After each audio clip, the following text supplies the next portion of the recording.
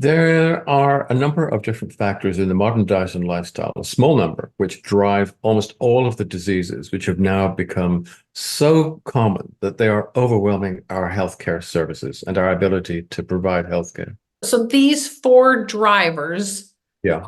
the issues that are getting us bad health, these four things, the majority of the issues that people are having have these drivers and maybe don't even know it.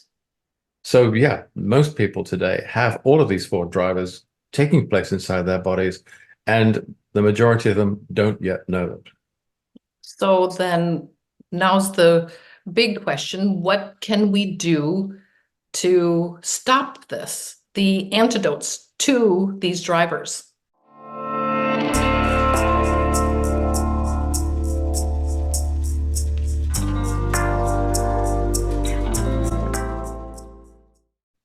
You know, we all want to be healthy. We want to look healthy. And sometimes you don't really stick with it. But we're going to talk today a little bit about what really is health and what is good health compared to bad health. So I am going to unmute our speaker here and just to say a little bit about him. You know, he has been a scientific advisor for our Zinzino company here for many years, and he has spent his life dedicated to pharmaconutrition and really educating people on what it means to be healthy. So we're going to talk today a little bit about good health versus bad health, and what can we do to be healthy here in 2024.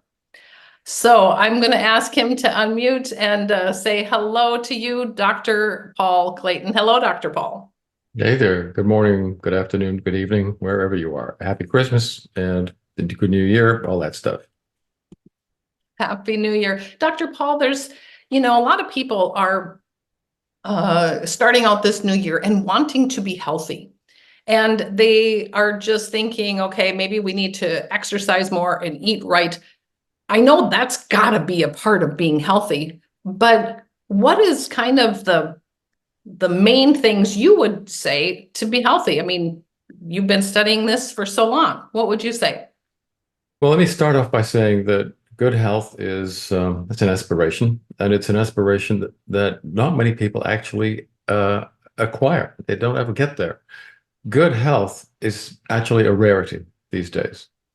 And let me sort of explain what I mean by that. Firstly, we see hugely increasing numbers, decade on decade, of patients presenting with cardiovascular diseases, oncological diseases, and all of the others. In various other presentations that maybe you've seen, I've talked about a whole range of different diseases, gone into them, their pathoetiology, what they mean, how we can treat them. And I could list for you right off the bat 40, maybe 50 major disorders, all of which have become more common, and all of which we're now seeing in progressively young groups of people. This is a sure sign of a population that's being effectively poisoned. And we are being poisoned by the modern diet and lifestyle. There's really no other way of describing this situation. But Dr. Paul, so many people are thinking, well, if I don't feel things, if I'm doing okay, if I don't have symptoms of something, am I not healthy? I've heard it many times. Sure, sure. I mean, that's like someone who's jumped off a 20-floor building and they've fallen as far as, the 10th floor, and they think, well, I'm doing fine. This doesn't hurt. It's just that you haven't landed yet. You're on the way, and there is a hard landing not too far off in your future. And that's how it is with these diseases that have become so common. We see that for every one person who actually has the symptoms, there are many, many others who have that same disease, but at an early stage. Now, all of the conditions that are important at a public health level take a long time to develop. They develop over decades, in fact. And for when you look at groups of people who believe that they're in good health, they may not have very many symptoms, may not have any. When you look at them in detail, you find they already have the early preclinical signs of liver disease, of cardiovascular disease, of dementia, of cancers. I mean, they contain in their bodies the seeds of these diseases at an early preclinical stage, which will if you don't change your lifestyle, they'll grow to the point where they do become symptomatic. Now, they only become symptomatic very late in the progress of the disease, which means that, the poor old doctor, he or she never gets called to the scene of the crime until it's very, very late in the day. And as you've heard me say before, when they do get there, they don't have the right tools. They have basically pharmaceuticals that they can tinker with to reduce the symptoms of these types of diseases, but nothing more profound than that. They're fiddling while Rome burns, in other words. And the enormous increase that we've seen in the numbers of these very specific, very potent, very, very expensive, very often, and extremely toxic drugs, we've exploded over the last 50 years. But over that same time period, public health has got worse and worse and worse. And we're losing life expectancy. We've already lost lots of health expectancy. We're losing life expectancy now. And I'm currently very interested in the autoimmune diseases. These used to be uncommon. I went to medical school in 1968. Our professors taught us that the autoimmune diseases, and we knew about type 1 diabetes, we knew about rheumatoid arthritis. Yeah, we knew them, but we were taught that they were uncommon, which actually has quite a specific meaning in medical terms. It describes a sort of a frequency in the general population. They're not uncommon anymore. In fact, they're the third most common category of diseases after heart disease and cancer today. They now affect probably 8% of the population in the United States, maybe more than 10% in Britain. These conditions have absolutely exploded. Not only are we seeing far more people presenting with them, but the conditions themselves have changed. If you go back to 1995, 2000, that sort of period, we knew about maybe 20, 21 autoimmune diseases. Now there's more than 100, maybe 110, depending on how you define them. So they've not only become much more common, they've exploded. They're much more diverse. We're seeing many more diseases which didn't really exist a generation ago. But So Dr. Hall, when we have more knowledge than ever before. I mean, they've been studying these things. How can it be that we know more than we've ever known in the medical field, and yet it seems like there's coming more and more issues and more problems, and people are getting a lot more issues nowadays than ever. well, let me put it this way. Public health is a car crash, and doctors, unfortunately, are trained as specialists in crash repairs. They can do parts replacement. They can tinker with this and with that, but they're not taught maintenance. They're not taught how to keep human beings, how to keep their patients out of the pits and on the road. Why not? Well, firstly, especially in the North American model, they don't do that because there's no money in it. I hate to be so crude, but that's an important factor. But in general, there is a profound philosophical error that is at the very heart of modern medicine. They have been taught at medical school that there is a pill for every ill. And then again, it's a truism, but it is very true. Everything that they study, everything that I studied when I went through medical school was all about, let's try and modify a specific gene or a receptor or an enzyme, magic bullets, that whole idea. And this is an idea that has its roots in 19th century medicine. It's nothing to do with 20th or 21st century healthcare problems, but we're stuck with it because the model of healthcare, the stakeholders are the drug companies, who now are so powerful that they've completely rotted from the inside the regulatory agencies, as we saw in the aftermath of COVID, and also the medical health insurance industry.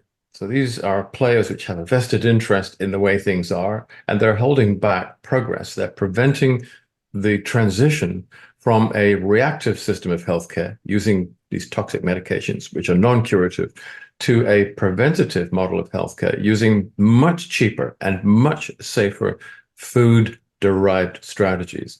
That is so clearly the way forwards. And, that's kind of very vague. It's, very woolly, kind of a holistic way of describing it. But we're now at the point where we can be much more specific, much more precise, and we can recommend very specific antidotes to the factors, a limited number of factors, which are causing all of these diseases. Okay. And now we can start to talk about real good health. Once we deal with those issues, we can start talking about people who are actually pre-ill, who think they're healthy, but they're just simply pre-ill. We can actually talk about the restoration of nutritional, metabolic, and real basic health. So there's people going down a road that is actually going to be a car crash for them. And there's some people who are on a different path of being healthy, whether they, I mean, and they're working on it. So what are the things, if we want to be healthy, what are the things that we need to do to be healthy, to have good health?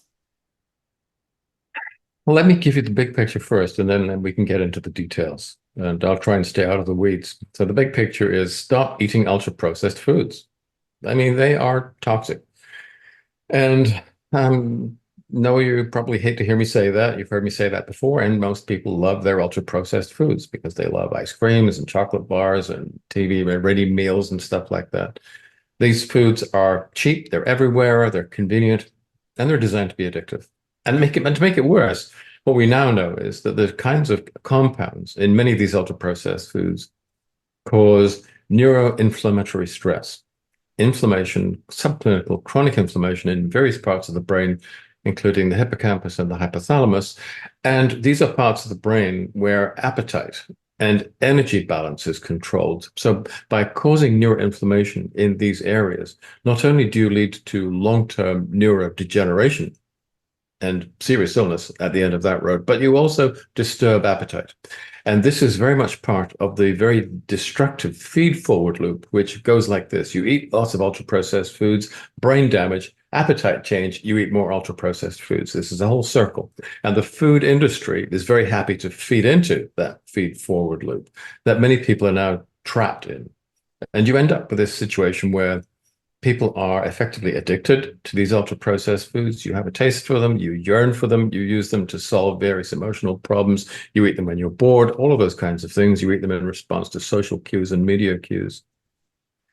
And they're full of empty calories, so they make us overweight. They create dysbiosis, they create inflammation, they change the brain, as I said, and you get into this holding pattern. So every time you get into an environment where food is being retailed or sold or prepared, those junky, ultra processed foods are going to be there. And the messages to consume, consume, consume are hard to avoid. TV ads, radio ads, printed media, it's all there. So it's a difficult addiction to actually leave behind. But once you've done it, better health is absolutely guaranteed to follow on from that. And part of the process of that is to learn how to work with basic produce, learn how to cook with basic produce. Really important. That's the 30,000-foot view. If we get down into the details, we can prescribe very specific antidotes, which are perhaps easier for many people to follow. And we can talk about that if you wish, or we can, Yeah, we want to talk about that because I mean, I think that makes sense to most people is what you're putting into your mouth is going to be affecting your body, period. So we need to choose wisely. And a lot of that ultra processed food, everything we should be staying away from. Okay. That's number one. Okay, so not overeating. I think that's one of the big issues nowadays too, is we are eating too many calories. Um, so we want to stay away from the processed foods and we want to stay away from too many calories for the day. Is that kind of how that works? well, here's another reason for steering away from ultra-processed foods, because they tend to have a very high calorific density. And because they tend not to contain, for example, very much fiber, and they have a very low nutrient density anyway, low nutrient, high calorie density, then they don't satiate. So you tend to eat more than you need. So you tend to pile on the calories. So a diet that contains more of these ultra-processed foods tends to make you heavier, and it leaves you nutritionally in a worse state than before. So that's a 1-2 punch. That's not a good idea at all. Another reason to go back to basic produce, to fruits and vegetables, and whatever you Can't can we hunt. just, shouldn't we just be working out more? If you have more calories, then you work out more. Isn't it just as simple as that? You hear that a lot of places anyway. Yeah, sure, if you can find a way of integrating higher levels of physical activity into your lifestyle, simply going to the gym for maybe an hour every other day isn't going to really be much of a solution if you're packing yourself with unnecessary and unneeded calories on a daily basis. Working out doesn't actually burn huge amounts of calories. It's important. I'm not saying don't exercise. You should for all kinds of other reasons. But if you're eating a diet with a lot of hidden calories, a lot of unnecessary empty calories. And this is what ultra processed foods is all about. It's going to be hard to exercise all of that away. Okay, so what would you then recommend? Because if, I want to know what you're doing, Dr. Paul. I want to know what is it we're supposed to do besides stay away from the ultra processed foods and having too many calories that we're not burning off. What is it that our bodies need? What is it that we're going to get good health from and to be able to stay away from bad health? Well, I mentioned this huge number of chronic degenerative diseases, all of which are becoming more frequent and which we are seeing in younger groups of people. So there is something really bad, really unhealthy about this environment that we're now living in. And what I and my colleagues have for many, many years now, what we have been trying to understand is whether behind the many, many hundreds, thousands of variables that constitute the modern diet and lifestyle, whether we could find a smaller number of drivers of disease, which we could then develop antidotes to. And that is where we now are. A number of these drivers have been identified, and having identified them, it is possible to find ways of neutralizing them. Now, Drivers. Can you explain drivers? What are you thinking in regards to drivers? there are a number of different factors in the modern diet and lifestyle, a small number, which drive almost all of the diseases, which have now become so common that they are overwhelming our healthcare services and our ability to provide healthcare. So chronic inflammatory stress is one, and I think a lot of people have heard about this.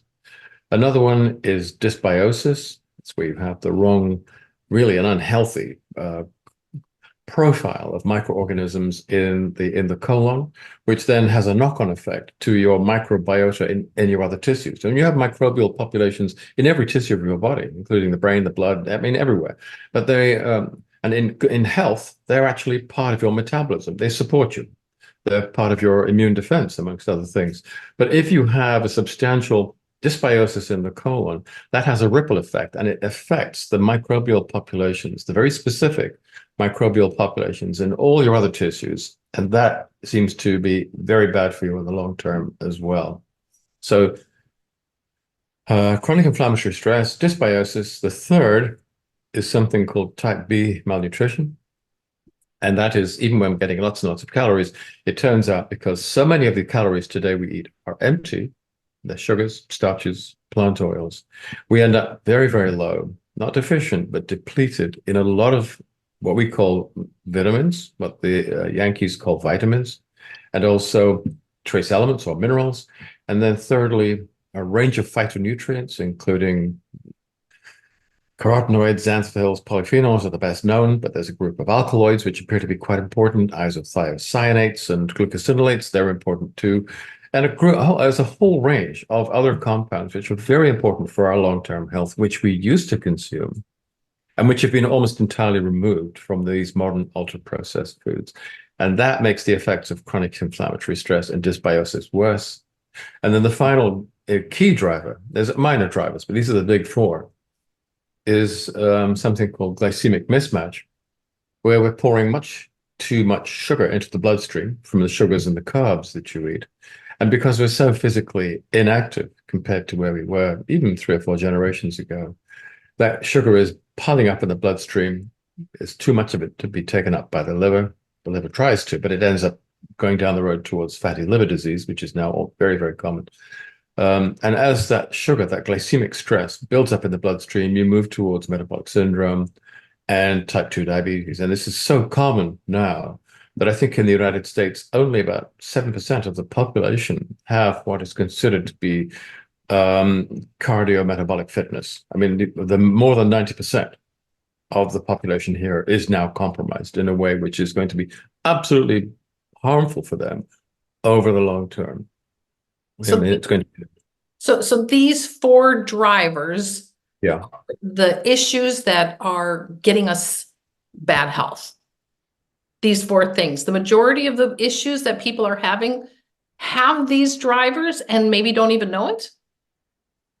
Well, the drivers themselves aren't the disease states. They lead to disease states. The drivers themselves don't cause symptoms. It is when the disease states have progressed to a certain point that they cause symptoms. So you can have chronic inflammatory stress and dysbiosis and type B malnutrition and glycemic mismatch, you won't know until the pathologies that they are driving forwards get to the point where they are so serious, they're so severe that symptoms begin to emerge. But that happens after typically years, decades of this kind of metabolic stress, this metabolic imbalance.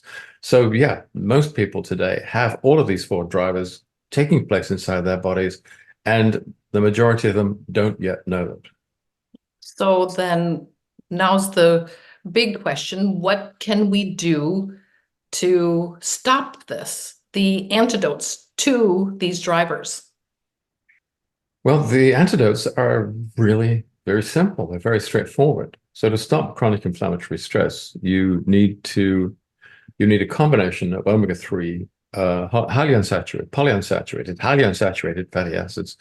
But they don't work unless you combine them with amphiphilic polyphenols, and this is a combination you find in oily fish such as herring or mackerel, but you also find it in the balance oils, which are designed to reproduce the the metabolic and health benefits of oily fish, which have been confirmed again and again and again, where fish oils have been shown, commercial fish oils have been shown to be ineffective.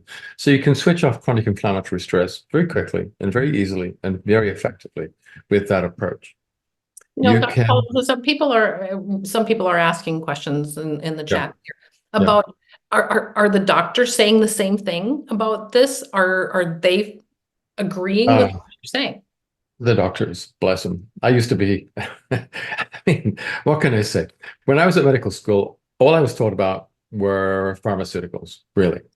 And for most doctors, that is still the case because the medical school curricula are to a surprising extent influenced by the major donors of funding to the medical institutions. And these are, of course, the pharmaceutical companies. They have no interest whatsoever in teaching doctors about nutrition. So they know a lot about medicine. That's why they say they study medicine, because they're studying that. So they know a Yeah. lot about illness, but not a lot about wellness. Well, all of that is true. So until quite recently, doctors haven't known very much about how to switch off chronic inflammatory stress. They use NSAIDs, NSAIDs, which switch off inflammation, steroids, but these are drugs which are fraught with problems. You can't use them long term, and you can't use them prophylactically. If you use this combination of the omega-3s and the amphiphilic polyphenols, it is extremely good at, first of all, these are very safe, highly effective, and they're not expensive, which make them ideal from a public health perspective. I mean, you cannot use pharmaceuticals in public health terms preventatively. You simply can't do that. Nor can you actually identify those people who are most at risk. People who've done polygenic risk scoring, for example, for CV diseases. Big studies have gone into that, trying to identify who's going to be most at risk so that you can treat them prophylactically. The last three major studies have all failed because it's not your genes. It's actually in the vast majority of cases, about 90%, it's environmental factors. So we have to change the environment. And I think what our new understanding of these drivers of disease has given us is the ability to develop very specific antidotes to neutralize those drivers and prevent them from making the disease, from fueling the disease and getting it to the point where it's no longer preclinical, but it's burst to the surface and is now causing symptoms. So chronic inflammatory stress we can treat very effectively, very easily, and very safely. Can just take omega-3 then? Because I know a lot of people are taking omega-3, but why? No, you can't. I mean, omega-3s don't work. And the Cochrane collaboration has said this repeatedly. That whole fish oil industry is an absolute confidence trick. I find it quite disgraceful. They're selling false hopes and making huge money off the back of people who are frightened. Every single major study and all the studies that have been done, in fact, so far show that the commercial fish oils are singularly unhelpful in reducing the risk of cardiovascular, oncological, ophthalmological, and a whole range of other conditions. They simply don't work. Why is that when oily fish has been shown repeatedly to be extremely good at reducing the risk of major adverse cardiovascular events, for example, and reducing premature mortality? Because oily fish contains the omega-3s, but also these amphiphile polyphenols. You absolutely need the two of those things together. When the fish oil industry cleaned and bleached and deodorized and purified the fish oil from whichever fish stock they were working with, they threw the polyphenols out. They ended up with the omega-3, highly unsaturated fatty acids, and on their own, they don't work. They don't get to where they're going. In fact, they've been identified as being risk factors for developing atrial fibrillation. Now, why is that? We're getting into some sort of side issues here, but they're important. If you're using fish oil from which the polyphenols have been removed, you have to protect these fragile molecules. And what industry does, typically it'll add vitamin E or ascorbyl succinate or astaxanthin, something like that. But these are not the nature's chaperones. They don't stick very well to the omega-3s. And once you swallow them, they become separated from the omega-3s, which now break down into some really nasty compounds, such as the nonanols. And these are arrhythmogenic. So yeah, if you take these badly designed commercial fish oil products, it probably does increase the risk of atrial fibrillation. And this is, it's been bad biochemistry, really from the start. This has been a bit of a disaster. If you eat oily fish, that doesn't increase your risk of atrial fibrillation at all. It's protective, highly protective. So, this is another example of the supplement industry aping its big brother, the pharmaceutical industry, and thinking in terms of magic bullets. Nutrition is not about magic bullets. It's not about military metaphors at all. It is about providing complex, comprehensive metabolic support systems.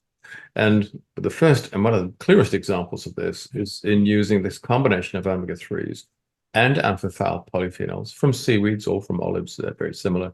And there you can see, first of all, we can drop the 6:3 ratios in your tissues way below anything you can achieve with a commercial fish oil. But secondly, because the polyphenols are anti-inflammatory as well, and have an anti-inflammatory mechanism that complements that of the omega-3s, you have a much more effective, in fact, you have an effective anti-inflammatory input. So one driver, one antidote.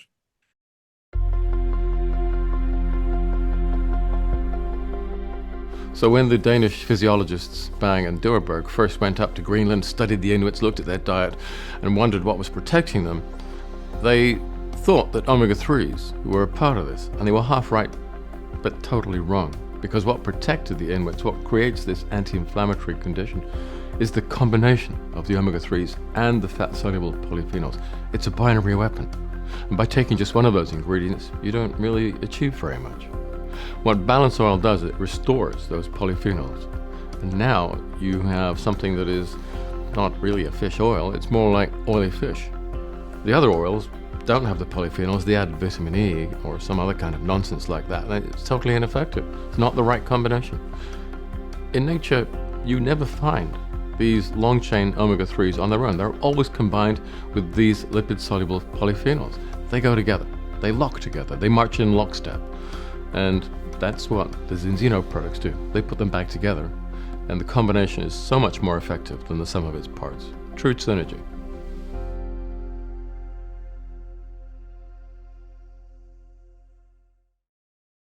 Dysbiosis, another huge problem, because this not only causes chronic inflammatory stress inside the gut, which is very directly related to IBS and IBD, both of which are on a tear, by the way. But you also end up, if you have sufficient chronic inflammatory stress inside the large bowel, you have a breakdown in colonic epithelial barrier function, leading to the translocation of macromolecules and enteric microbes into the portal circulation. And that was shown back in 2018. It's exactly why we see so much autoimmune disease, because bacteria, which we can deal with very happily when they're in the gut, once they've migrated into the rest of the body and hidden themselves inside cells, for example, in the thyroid or in the pancreas or in the synovia of your joints, the immune system can't get at them. But the cells in those tissues are expressing fragments of these pathogens, these microbes on their surface. The immune system can recognize that. And so it will try and attack the target cells that are expressing these foreign antigens. And that leads absolutely directly to what we call autoimmune disease. Now, there's other factors going on here as well, but that's That's one of them. So if So, if we need to fix this dysbiosis, don't we just need to add more of the positive microbiome there, like the probiotics? Shouldn't we be just taking more of that? well, again, the food industry would like you to believe that, and they'll sell you yogurts containing, like the bacilli and bifidobacteria and stuff like that. But great, they don't work. They really don't work at all. You're sending in a relatively small number of microbes into a very hostile terrain, which is colonized by vastly greater numbers of other microbes which know that environment and fight their space. It's called colonization resistance. So when you throw in a few of these potentially useful, potentially good probiotic species into the mix, they don't last. And when we do fecal analysis, you can see that a day after stopping eating the yogurt or that probiotic capsule, they're gone. There's nothing left. So that's not very effective. These are another hype, advertising hype, a triumph of hype and hope over substance. If you really want to change the microbiota, you need to use prebiotics. And prebiotics are the fuel for the good bacteria. And even if you eat a terrible diet, there'll be a few of the good ones left hanging around inside you. They're clinging on for dear life, but they're starving. They don't have enough supplies. So we're going to send this fuel supplies in that they rely on. They say, thank you very much. They multiply rapidly and by orders of magnitude. And then they take over. They start killing off the bad bacteria, replacing them. And now your microbiota is not a foe any longer. It becomes a friend. It becomes a part of your innate immune system, and it starts to protect you against things like food poisoning, but all kinds of other things as well. Protect against non-alcohol related fatty liver disease, which we now have to call MASLD. It's no, not NAFLD any longer. It's also cardioprotective. It's neuroprotective. It protects the placenta so that you don't have problems with pregnancy. Establishing the right microbiota is really important. It's not the only thing. Not every disease starts in the gut, but it is really, really important. So what we have to do is put the prebiotics back into the diet where they always used to be until ultra-processed foods displace them. So we see prebiotics on the market and they have one type of fiber that's feeding the bacteria there. But when you were working on the Zinzino's Xenobiotic, you said we needed many different fibers because there's different microbiome that need different food in there, or what is the purpose of that? What did you formulate? I know you've told it before, but would you kind of explain it? What did you think of? Well, you need a range of different fibers. And the reason for that is that different fibers ferment at different rates. So very short chain fibers, such as fructooligosaccharides or GOS, for example, FOS or GOS, and there's others, they ferment, and during the fermentation, they're fueling the probiotic species. Okay, but that's all happening in the ascending colon. It happens very quickly. Which means two things. These very short chain, very rapidly fermenting prebiotic fibers are pretty much gone by the time the probiotic species reach the top of the ascending colon. So now you've got a bunch of probiotic species, but there's nothing for them to eat. So what they then do, unfortunately, they have different metabolic portfolios. They switch on another set of enzymes and start digesting other compounds instead, producing metabolites, which are not very good for us at all. So what you need to do is to provide a blend of different fibers, which a traditional diet always did, by the way, which will sustain the growth and the development of these probiotic species throughout the ascending, transverse, and descending colon, and then past the flexure and into the colorectal space. And that's important because if any oncologist will tell you the frequency of colonic tumors increases as you progress distally, and you want to include a healthy microbiota throughout the entirety of the large bowel. And in order to do that, you need progressively larger amounts of longer and more slowly fermenting fibers. This makes it easier on the individual who takes it, because if you take nothing but FOS, you're going to explode. You're going to have bloating, abdominal pain. You're going to be very gassy. But if you only use a small amount of that as a kind of a touch paper and fire, as a fuse, you then add larger amounts of longer, more slowly reacting fibers so that the process develops organically and is sustained throughout the whole period of colonic transit. Now you're covering the whole colon. Now you're making a substantial metabolic change to the microbiota and to the individual who possesses that microbiota.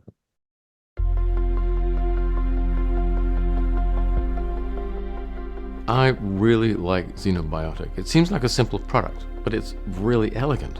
The design behind it it's beautiful. It's a blend of a lot of different prebiotic fibers. Now, the prebiotic fibers, what they do is they feed the probiotic species of bacteria that live in your gut. You have some probiotic species inside you, and if you give them what they need, they thrive, they multiply. But you need different prebiotics to do that. Because these fibers, they get into the large bowel, you don't digest them, they pass through the small intestine intact, get into the large bowel, and then they start to be broken down by the probiotic species in a reaction that's basically a sort of a fermentation. So what we're doing is we're restoring these compounds back into the diet, restoring a healthy microbiome, and producing gram-positive bacteria, which have a really interesting conversation with the cells that line the gut. Basically, they're producing compounds which say, be healthy.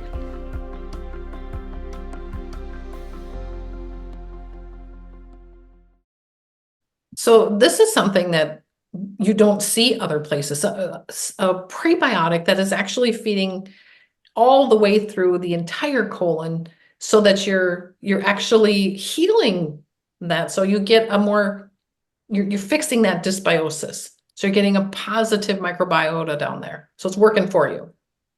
Yes, and you can measure this. You can measure this through lipopolysaccharide binding protein in the blood, and we're moving towards a DBS test for that. So I mean, saying that if the chronic inflammatory stress by taking the omega-3 and polyphenols, which Zinzino has in their balance oil, and then getting the gut in balance, those two things are going to help everybody to have a more healthy body in the long run. yes, and this is not rocket science. We're simply putting back into the diet what there always used to be there. So we're taking your metabolism and putting it in a time machine, sending it back 150 years to a time when these types of conditions were really uncommon. Mm. I think that this is something that applies to almost everybody today. These are two very easy steps that anybody can take, and they will dramatically, in my view, improve your health prospects, your health expectancy, and then as a knock-on effect, your life expectancy. That's probably where I would recommend most people to start. And I'll just say that I'm very proud of Xenobiotic. It's a deceptively simple formulation, but getting the different proportions of the different fibers right involves a lot of mathematics, because I had to take into account known fermentation rates, colon transit times, therapeutic indices, and I developed this very complicated back of the envelope calculation that I thought might be right. And we tried that, and it seems to, I think, more by luck than good management, we were in the right place on that first time. But there was a little bit of further tweaking, but the first attempt seems to work very well. Yeah, we hear incredible stories of what this is doing to really have people's body work for them. So incredible. Okay, so you mentioned a third driver in regards to type B malnutrition. Would you explain a little bit about that? Yeah, well, historically, in historical terms, we're relatively inactive. Typical urban or metropolitan person who's a white collar occupation, it's getting by at about 2,000 kilocalories a day. If you go back to the mid-Victorian era, which is a period that I've studied and published papers on, levels of physical activity then were much higher because labor was blue collar. Since then, we've had the internal combustion engine and information technology. And we don't, as a rule, work with our backs and with our hands anymore. We sit on our asses and we sit in front of a keyboard. Our fingers are very, very well developed. The muscles in our fingers are well developed, but that's it. So what that means is we're eating very small amounts of food compared to about a third of what we used to eat 150 years ago. That's how far our appetites and our food intakes have declined.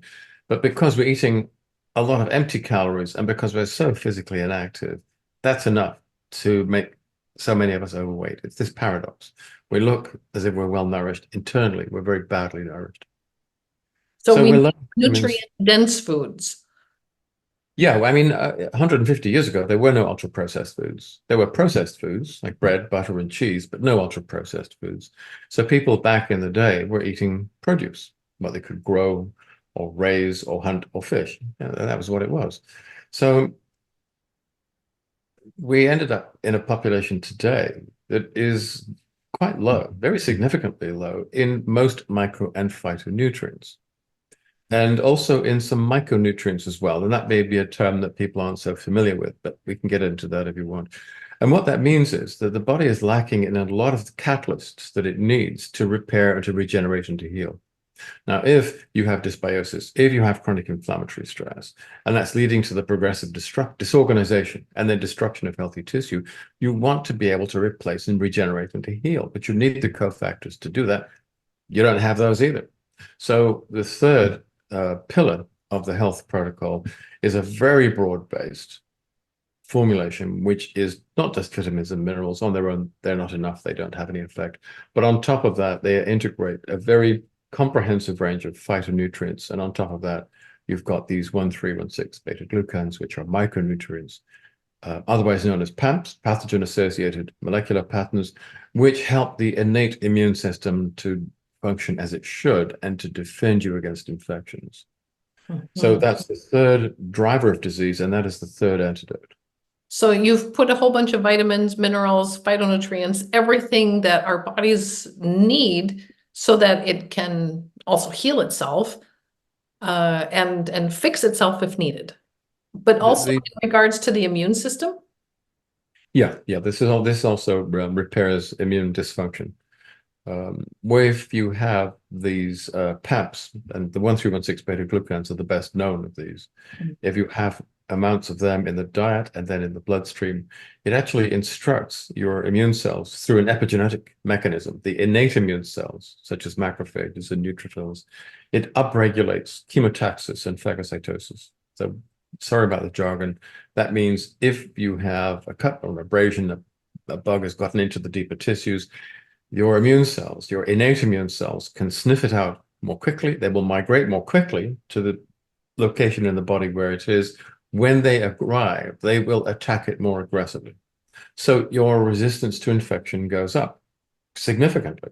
And a byproduct from that is because your mucosal dendrocytes are being reprogrammed, they are instructing your naive T helper cells, sorry about all this, there's an awful lot of jargon, to be wary of pathogens. And so you become less allergic and you become more able to resist infection. I mean, we could talk about TH1, TH2. It just sounds really good. Important, but the bottom line is your immune system works better. Boost, improve your energy, and support your immune system. Extend contains, among other things, Extend Plus has only vitamins derived from natural sources. Vitamin C from acerola, B vitamins from buckwheat, magnesium from seawater. We have added boron. We have reduced amount of excipients with 60%. Vegan vitamin D3, all natural excipients derived from rice hull and potato starch. We use coconut as an anti-caking agent. It comes in plant-based capsules instead of tablets. And on top of this, we have 3 different 1-3, 1-6 beta-glucans from US, Norway, and Asia.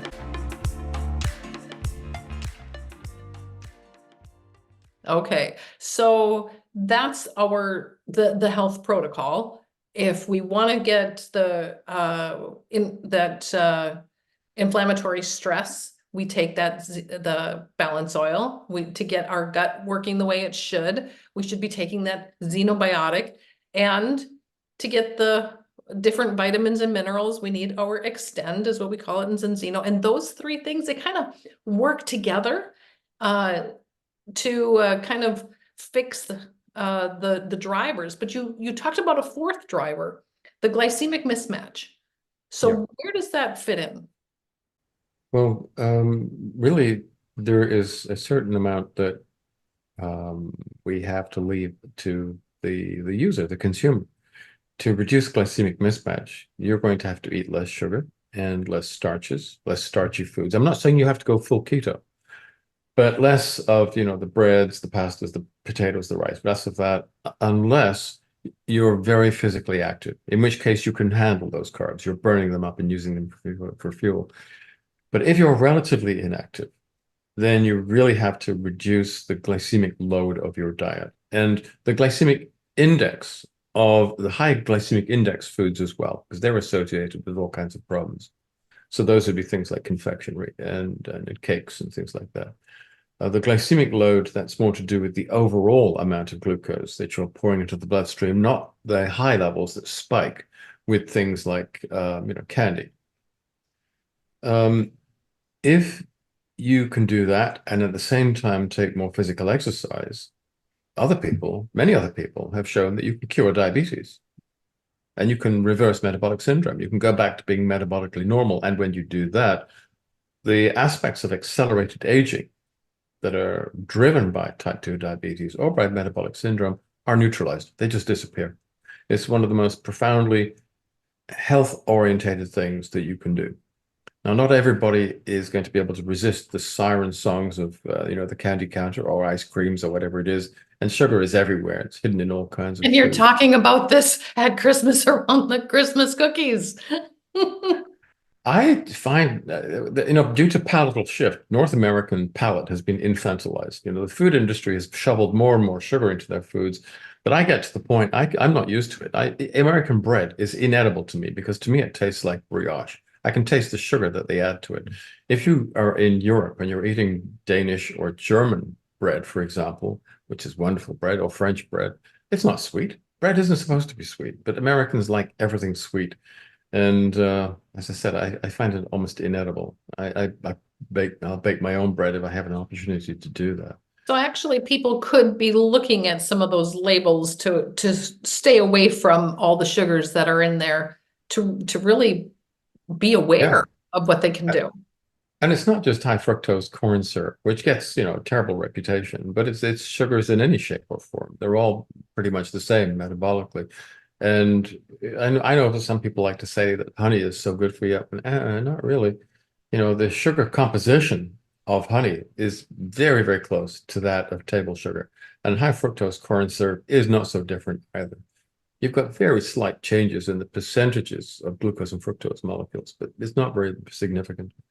So lose your sweet tooth. We're going to just kind of sum up some things here. Yeah. So our health protocol is good for us as Zinzino partners, but actually people who are looking to be healthy, they should actually be doing something for all of these drivers so that they don't get sick. It's not if they're feeling some type of an issue or having symptoms, but people need to be taking the health protocol as a preventative measure so that they kind of ward off all of the health issues that are out there that they don't even know of. Well, when you look at a typical group of 70-year-olds, and you see how unhealthy they all are, how many diseases they all have and self-medicate for. And it's pretty similar for 60-year-olds and 50-year-olds. And increasingly, we're seeing these patterns emerging in the 40-year-olds. It's clear that we're on the road to ruin.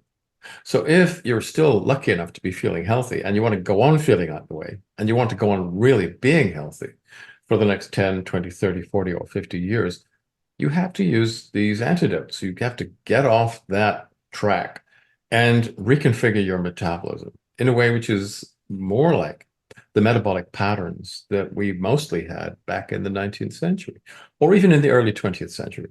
It's only about 1950 that the rot really sets in. So we don't have to go back that far. So is this something for absolutely everybody? I mean, we're talking, most people are, adults when they're thinking about being healthy for 2024 here, but what about our children? We're seeing some of the highest numbers of imbalance when we're testing them. I mean, Zinzino's little blood test there tells us so much more than just that balance. but we're seeing children so far off in balance. Should our children be taking the health protocol, and from when? Absolutely. Well, first of all, Generation Alpha, they're an absolute time bomb because it looks as if their health prospects are going to be worse than ours. Now, our public health is already so bad that we're overrunning healthcare resources, whether you're talking about EU member states, where it's about 10% of GDP spent on healthcare. Here in North America, it's closer to 20%, and we can't afford that here either. It doesn't make sense to continue to try to patch people up. Let's get the basics right and cut down on the numbers of people who need secondary and tertiary healthcare in the first place. It's much more cost effective. It's much kinder. It's much cheaper, and it's much easier. And as I said, the only reason we don't do that, it's not because we don't have the science. The science is pretty clear now. The reason why we're still stuck in this terrible holding pattern is because of political and economic reasons. The drug companies, the food industry, and ancillary players want to keep us in this holding pattern, and they have rented enough politicians to make sure that this system continues. So the answer really is, if you're interested in your own health, you have to look out for yourself. Take these very basic preventative, preemptive steps yourself and regain control of your own health. I think that kind of said it all with just that one sentence there. Take control of your own health. And you can do that with the health protocol here. And also staying away from the bad foods that are out there, the ultra processed foods, doing some exercise, of course, that is always going to be helping. And is there anything else that you would add for people so that if we really want to be our best selves for our health, what else would you say? I think a lot of people have this kind of feeling that we can't go on as we are. Whether you're talking about the economy, whether you're talking about our political system, our healthcare system, we're on the verge of ruination. And I travel a lot, and in the West, there's this widespread feeling of doom. We're at the end of things. People feel genuinely apocalyptic. That's not the case in some other parts of the world where they haven't quite gone down as far this terrible road that we have. I actually feel rather hopeful because my view is that it's only at the point of collapse of the old systems that you can actually start to build new ones. And I can see from where I am the beginnings of what the new system might look like. And they're very decentralized. And in terms of healthcare, and I won't get into all those other sectors of our lives, in terms of healthcare, I think that the point of delivery of healthcare will not any longer be in the hospitals and the clinics and from the drug companies. It'll be at the supermarket checkout. And it'll be from your friends in Zinzino and companies like that. It's a much, much easier, lower cost, and sustainable way of keeping populations in good health. That is the way forwards. And once the old order collapses, that's when the new landscape will become a lot clearer. Once the smoke is cleared, the dust is settled. It's like the phoenix. It can only arise from the ashes of the old nest once that's been burnt to the ground. I think I can see what the shape of this new phoenix is. And for those of you who follow my blog, I'm going to be talking specifically about this in the next few weeks. So if you're going to check that out, it is drpaulclayton.eu at his blog. So Dr. Paul, what do you see in the future if we're getting the word out about this health protocol and what we can do for public health here in the future? Okay, theoretically, and I'm not talking about Zinzino at all, but I'm talking about what we could theoretically achieve if we could improve public nutrition along the lines of the health protocol. It looks as if we could reduce the burden of public ill health by between 80, maybe as much as 90%. And I'm basing that figure on what we see in populations who have not gone down the road that we have. So, for example, what you see in blue zones, and what you see in the mid-Victorian period, and what you see in vestigial groups. They have a very much lower incidence of these chronic degenerative diseases than we have. It's about 80 to 90% less. And what that tells you is that it's probably only 10% of these types of problems that are driven by strong genetic risk factors. Everything else is environmental. And if we can get the environment right, that means that we're going to salvage the health of about 9 out of 10 people. We'll be able to close hospitals down for the right reasons. And we'll be able to put drug companies out of business, again, for the right reasons. So the future of healthy living is getting our bodies to be actually battling for itself. It's as simple as that. And that's what our health protocol is going to do. If we get the word out to more people, it's going to really make a dent in world health, period. I think that if you have all these basic nutritional things in place, health is no longer a battle. For most people, it isn't. It then becomes second nature. And that's what we want for everybody. And that is what is going to be good health compared to bad health. So, period. Yep. Well, Dr. Paul, I want to thank you so much for taking your time to explain good health versus bad health and what the health protocol can do and what we all can do to get healthy in 2024 and to share with our friends, loved ones, and everybody we know, because I'm sure everybody wants to be healthy in 2024. Thank you so much for your time, Dr. Paul. We appreciate you.